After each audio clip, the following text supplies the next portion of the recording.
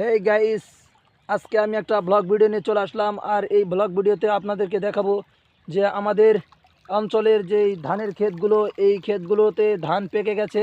আর তার কারণে আমরা কৃষকের সন্তান, আর এই কৃষকের সন্তান হিসাবে কৃষিপূর্ণ যে ক্ষেতে সোনালী ফসল, আর এই ফসলটি কাটার জন্য আমরা মাঠে নেমে পড়েছি।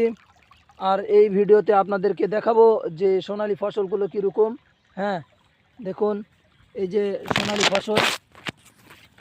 আসলে এই সোনার ফসলগুলো আপনারা কীরকম পছন্দ করেন অবশ্যই আপনারা কমেন্ট করে জানাবেন। আর এই ভিডিওটা যদি ভালো লাগে, আমার চ্যানেলে আমি নতুন একটি চ্যানেল খুলেছি আপনাদের মাঝে শুধু এই গ্রাম্য অঞ্চলে ভিডিও দেওয়ার জন্য, বিনোদনমূলক।